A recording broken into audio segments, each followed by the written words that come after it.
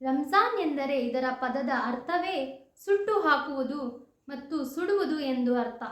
ಈ ತಿಂಗಳಲ್ಲಿ ನಾವು ಒಂದು ಪುಣ್ಯದ ಕೆಲಸ ಮಾಡಿದರೆ ಅದಕ್ಕೆ 70ರಷ್ಟು ಪ್ರತಿಫಲ ಅಲ್ಲಾಹನು ನಮಗೆ ಕೊಡುತ್ತಾನೆ.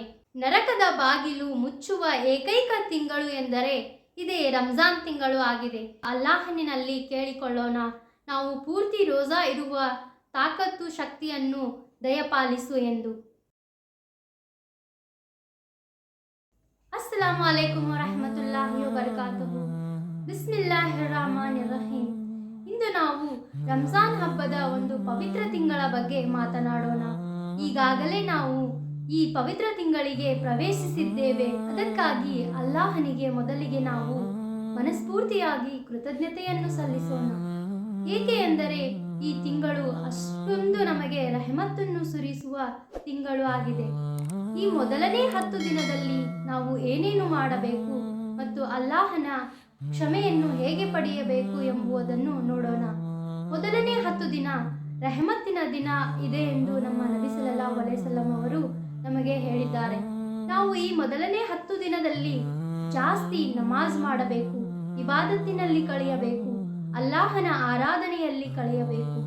ನಾವು ಹೆಚ್ಚು ಅಸ್ತಗ್ಫಾರನ್ನು ಮಾಡುವುದನ್ನು ರೂಢಿ ಮಾಡಿಕೊಳ್ಳಬೇಕು.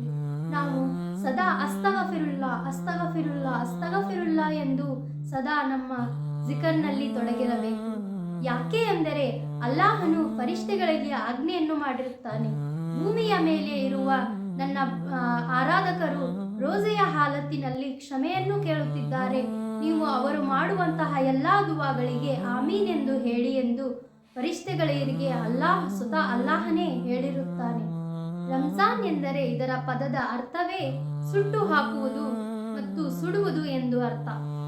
ಏಕೆ ಅಂದರೆ ಸೂರ್ಯನ ಬಿಸಿಲಿನಿಂದ, ಸೂರ್ಯನ ಶಾಖದಿಂದ ಭೂಮಿ ಹೇಗೆ ಶುದ್ಧವಾಗುತ್ತದೆಯೋ ಅದೇ ರೀತಿ ರೋಜಾ ಇರುವವರ, ಉಪವಾಸ ಇರುವವರ ಮತ್ತು ಖುರಾನ್ ಓದುವವರು, ಅಲ್ಲಾಹನ ಇಬಾದತ್ ಮಾಡುವವರು, ಅಲ್ಲಾಹನ ದಯ ಮೇಲೆ ನಂಬಿಕೆ ಇಟ್ಟು ದುವಾ ಮಾಡುವವರ ಪಾಪಗಳನ್ನು ಅಲ್ಲಾಹನು ಸುಟ್ಟು ಹಾಕುತ್ತಾನೆ, ಅವರ ಹೃದಯಗಳನ್ನು ಶುದ್ಧಗೊಳಿಸುತ್ತಾನೆ. ಇದರ ಅರ್ಥವೇ ಸುಟ್ಟು ಹಾಕುವುದು ಎಂದು. ರಂಜಾನ್ ಯಾಕೆ ಸುಡುವ ತಿಂಗಳು ಎಂದರೆ ನಾವು ಉಪವಾಸವನ್ನು ಸಹಿಸಿಕೊಳ್ಳುತ್ತೇವೆ, ದಾಹವನ್ನು ತಡೆದುಕೊಳ್ಳುತ್ತೇವೆ ಮತ್ತು ಕೋಪವನ್ನು ನಿಯಂತ್ರಿಸಿಕೊಳ್ಳಲು ಪ್ರಯತ್ನಿಸುತ್ತಿರುತ್ತೇವೆ. ನಮ್ಮ ಕಿವಿಗಳಿಂದ ಕೆಟ್ಟದ್ದನ್ನು ಕೇಳಲು ಅದರಿಂದ ಉಳಿಯುತ್ತಿರುತ್ತೇವೆ. ಕೋಪವನ್ನು ಮತ್ತು ನಮ್ಮ ನಾಲಿಗೆಯ ನುಡಿಗಳನ್ನು ಶುದ್ಧ ಮಾಡಲು ಪ್ರಯತ್ನಿಸುತ್ತಿರುತ್ತೇವೆ. ಹಾಗಾಗಿ ಇದು ಕೇವಲ ಹೊಟ್ಟೆಯ ಉಪವಾಸವಾಗಿರುವುದಿಲ್ಲ, ಇದು ನಮ್ಮ ಕಣ್ಣು, ಕಿವಿ ಮತ್ತು ಹೃದಯಗಳ ಉಪವಾಸವಾಗಿರುತ್ತದೆ. ಇಸ್ಲಾಮಿನ ಪ್ರಾರಂಭದ ದಿನಗಳಲ್ಲಿ ನಮಗೆ ಇರುವ ಹಾಗೆ ತುಂಬಾ ಸುಲಭವಾದ ರೋಜಾಗಳು ಅವರಿಗೆ ಇರಲಿಲ್ಲ. ಯಾಕೆ ಅಂದರೆ ನಮ್ಮ ನಬಿಯ ಕಾಲದಲ್ಲಿ, ನಬಿ ಸಲ್ಲಲ್ಲಾಹು ಅಲೈಹಿ ವಸಲ್ಲಂ ಅವರ ಕಾಲದಲ್ಲಿ ಒಬ್ಬ ಸಹಾಬಿಯವರು ಮುಂಜಾನೆಯಿಂದ ಸಂಜೆಯವರೆಗೆ ರೋಜೆಯ ಹಾಲತ್ತಿನಿಂದ ತುಂಬಾ ಆಯಾಸಗೊಂಡು ಮನೆಗೆ ಬರುತ್ತಾರೆ. ಕೆಲಸ ಮಾಡಿ ತುಂಬಾ ಆಯಾಸದಿಂದ ಮನೆಗೆ ಬರುತ್ತಾರೆ. ಆವಾಗ ಮಡದಿಯನ್ನು ಕೇಳುತ್ತಾರೆ, ಇಫ್ತಾರಿಗೆ ತಿನ್ನಲು ಕುಡಿಯಲು ಏನು ಇದೆ ಮನೆಯಲ್ಲಿ ಎಂದು. ಆವಾಗ ಮಡದಿಯವರು ಹೇಳುತ್ತಾರೆ, ಮನೆಯಲ್ಲಿ ಏನೂ ಇಲ್ಲ, ನಾನು ಹೊರಗಡೆ ಹೋಗಿ ನಿಮಗೋಸ್ಕರ ಏನಾದರೂ ಸಿದ್ಧ ಮಾಡಿಕೊಂಡು ಬರುತ್ತೇನೆ ಎಂದು. ಅವರು ಬರುವುದು ಸ್ವಲ್ಪ ತಡವಾಗುತ್ತೆ. ತದನಂತರ ಬಂದು ನೋಡಿದ ನಂತರ ಸಹಾಬಿಯವರು ನಿದ್ದೆಗೆ ಜಾರಿರುತ್ತಾರೆ. ಅವರ ಮಡದಿ ಹೇಳುತ್ತಾರೆ, ನೀವು ನಿದ್ದೆಗೆ ಜಾರಿದ್ದೀರಿ, ನಿಮ್ಮ ರೋಜಾ ವಾಪಸ್ ಶುರುವಾಗಿದೆ ಎಂದು. ಸಹಾಬಿಯವರು ಮತ್ತೆ ರೋಜಾ ಅನ್ನು ಕಂಟಿನ್ಯೂ ಮಾಡುತ್ತಾರೆ. ಮಾರನೆಯ ದಿನ ಮಧ್ಯಾಹ್ನದವರೆಗೆ ಅವರಿಗೆ ತುಂಬಾ ಆಯಾಸ ಮತ್ತು ಸುಸ್ತು ಆಗುತ್ತದೆ. ಅದರಿಂದ ಅವರು ತಲೆ ಸುತ್ತಿ ಬೀಳುತ್ತಾರೆ. ಈ ನಡೆದ ಘಟನೆ ಎಲ್ಲವನ್ನೂ ನಮ್ಮ ನಬಿ ಸಲ್ಲಲ್ಲಾಹು ಅಲೈಹಿ ವಸಲ್ಲಂ ಅವರಿಗೆ ಗೊತ್ತಾಗುತ್ತೆ. ಅವರ ಮನಸ್ಸು ತುಂಬಾ ನೊಂದುಕೊಂಡು ತುಂಬಾ ಬೇಜಾರಿನಿಂದ ಇರುತ್ತಾರೆ. ಆಗ ಅಲ್ಲಾಹನು ಅವರ ಒಂದು ಬೇಜಾರನ್ನು ನೋಡಿ ಖುರಾನಿನಲ್ಲಿ ಆಯತ್ತನ್ನೇ ಇಳಿಸುತ್ತಾನೆ. ಆ ಆಯತ್ ಯಾವುದು ಎಂದರೆ ಸೂರಾ ಬಹರಾ 187ರಲ್ಲಿ ಅಲ್ಲಾಹನು ನಮಗೆ ಸ್ಪಷ್ಟಪಡಿಸಿದ್ದಾನೆ. ಈ ಆಯತ್ತಿನಲ್ಲಿ ಏನು ಎಂದು ಹೇಳಿದ್ದಾರೆ ಎಂದರೆ, ಸೂರ್ಯ ಮುಳುಗಿದ ನಂತರ ಮತ್ತು ಬೆಳಗ್ಗೆ ಸೂರ್ಯ ಹುಟ್ಟುವ ನಂತರದವರೆಗೂ ನಾವು ಎಷ್ಟು ಬೇಕಾದರೂ ತಿನ್ನಬಹುದು ಮತ್ತು ಕುಡಿಯಬಹುದು ಎಂದು ಈ ರೋಜಾಗಳನ್ನು ನಮಗೋಸ್ಕರ ಅಲ್ಲಾಹನು ನಬಿಯ ರೆಹಮತ್ತಿನಿಂದ ನಮಗೆ ಆಸಾನ್ ಮಾಡಿಕೊಟ್ಟಿದ್ದಾರೆ. ನೋಡಿ, ಇದು ನಮಗೆ ಹೆಮ್ಮೆಯ ವಿಷಯ. ನಾವು ನಮ್ಮ ನಬಿ ಸಲ್ಲಲ್ಲಾಹು ಅಲೈಹಿ ವಸಲ್ಲಂ ಅವರ ಉಮ್ಮತಿಯಾಗಿರುವುದು ನಮಗೆ ತುಂಬಾ ಭಾಗ್ಯದ ವಿಷಯವಾಗಿದೆ.